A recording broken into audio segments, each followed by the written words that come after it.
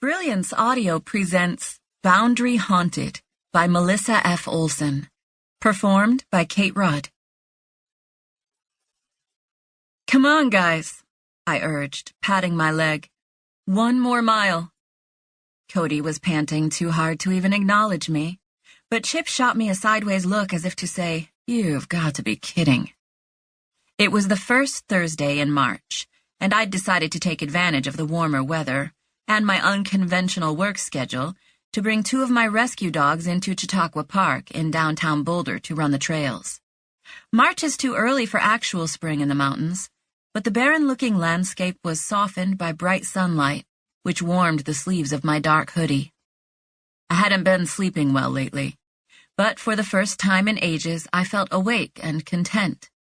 Chautauqua was one of my favorite places in the world, and this was the best time to be there. A weekday morning while most of the CU students were busy cramming for midterms. The dogs and I had the place, well, not quite to ourselves, but close. For once, though, Chip and Cody didn't seem to share my enjoyment. They had a special pass to run the trails off-leash, but for the last 2 miles, it had been a constant struggle to keep them from slowing down or wandering off.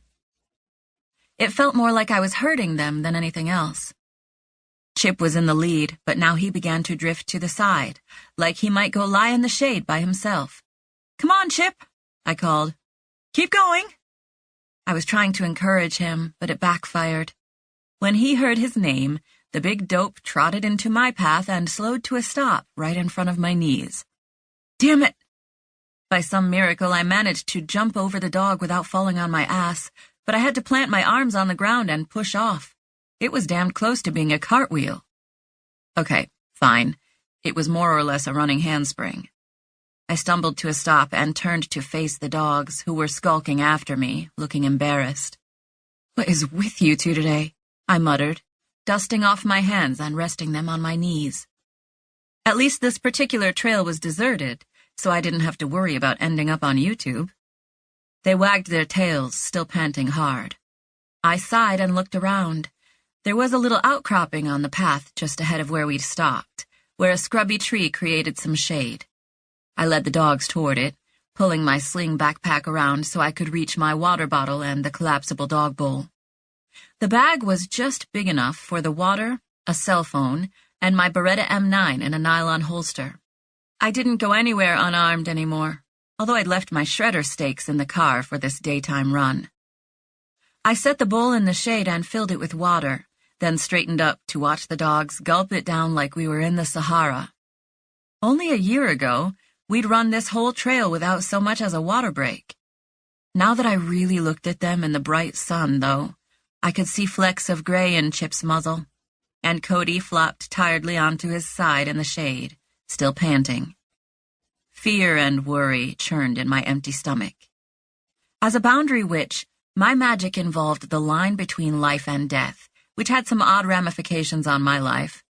Boundary witches have a special connection with vampires, which was how I'd ended up dating one, and we can see ghosts at night.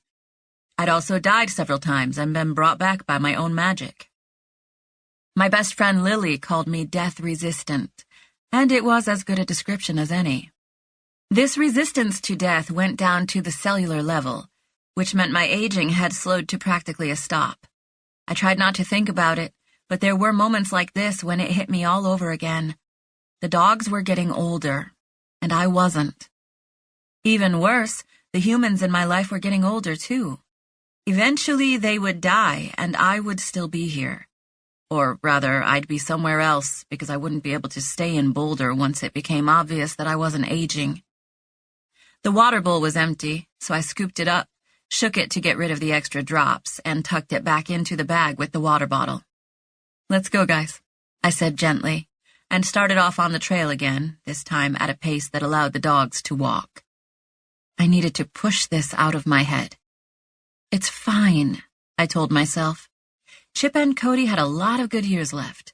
There was no reason to freak out about. I stumbled to a halt. We were still a few 100 yards from the road, but I'd felt some kind of energy coming off an area to my right and maybe 40 yards from the path. It was like a